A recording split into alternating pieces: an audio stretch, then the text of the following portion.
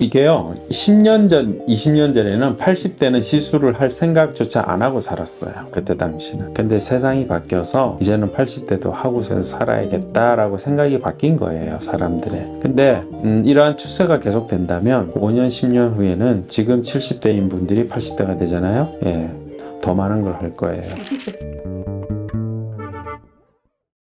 케이스로 얘기를 하자면 레이저죠. 미백 레이저. 나이가 들수록 얼굴 색이 나빠져요. 그래서 우리 아시아인들은 유색인종의 항상 문제점은 얼굴 색이 나빠진다는 거. 백인들도 나빠지지만 백인들은 나빠지는 거에 그렇게 스트레스를 받지는 않아요. 백인은 우리말로 표현하면 너무 창백할 정도로 밝은 색을 싫어해요. 그래서 억지로 태닝을 하죠. 근데 태닝을 하면 피부가 늙죠. 그래서 태닝을 하지 말라 그래도 젊은 사람들이 태닝을 계속 하죠. 피부과 의학회에서는 이제 하지 말라고, 그래서 금지시켜야 된다고 까지도 얘기할 정도로.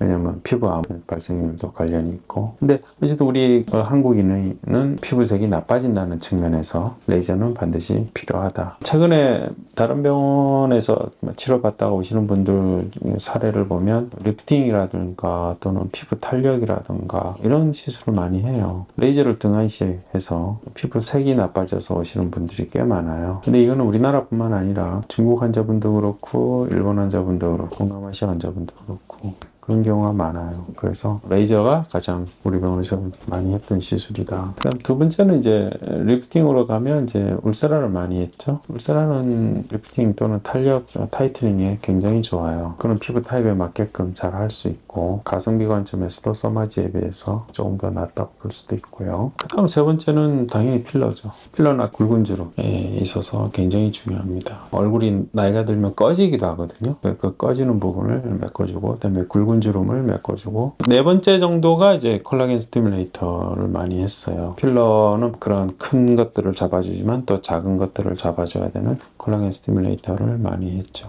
20대들이 많이 하는 시술 종류 같은 게 있을까요? 보톡스 같은 거 많이 하고요. 볼살 빼달라고 하는 거 많이 해요.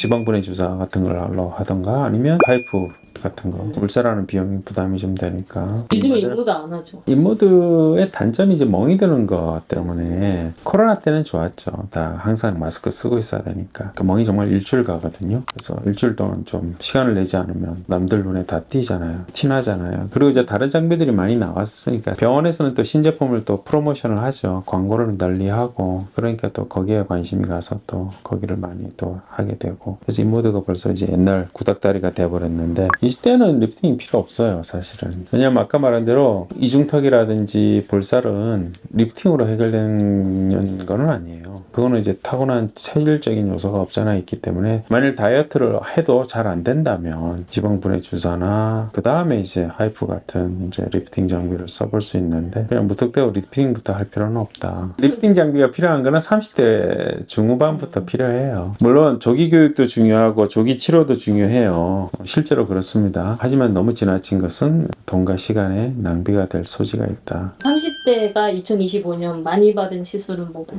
30대는 일단 뭐 보톡스가 많죠. 지방분해 주사 많고, 그 다음에 하이프가 많아요. 슈링크라든지 이런 거. 그 다음에 우리 병원 같은 경우는 이제 튠페이스도 좀 받았죠. 저희 병원 사실 외국인 환자가 많아서 외국인 환자들은 30대의 경우는 점 빼기 이런 것도 많이 해요. 일본 분들이 점이 많아요. 타고난 그런 유전적인 체질에다가 나이가 들면서 또 새로 생깁니다. 40대는 처짐이 이제 본격적이 되니까 이제 타이트닝, 리프팅, 울세라, 서마지, 요즘 최근 나온 세르프, 또 튠페이스 이런 각종 이제 타이트닝, 리프팅 장비 두루두루 하게 되고, 그 다음에 색소가 진해지니까 레이저 반드시 찾게 되고, 주름 깊어지니까 보톡스 찾게 되고.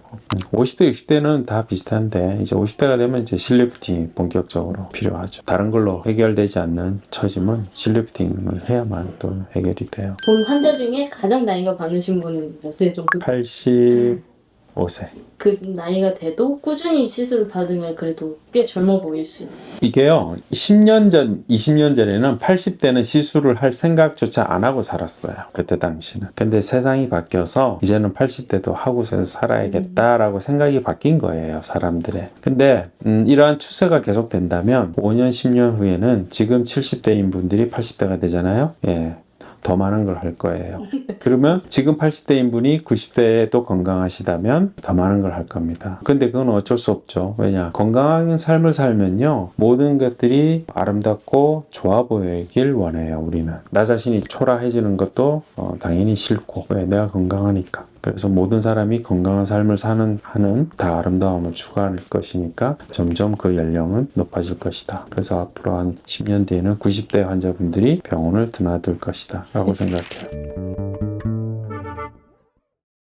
벌써 2025년 연말이 되었습니다. 지난 한 해 동안 저희 병원을 단양하신 분들 감사의 말씀을 이 자리를 빌어서 드리고 싶고요. 또 내년에 오실 분들에게도 미리 감사의 말씀을 드리고 싶습니다. 저희 병원에서 제가 강조하는 슬로건이 하나 있습니다. 나 자신의 아름다움이 세상을 아름답게 변화시킵니다. 그러니까 여러분들 내년에도 더욱더 아름다워지시길 바랍니다. 새해 복 많이 받으십시오.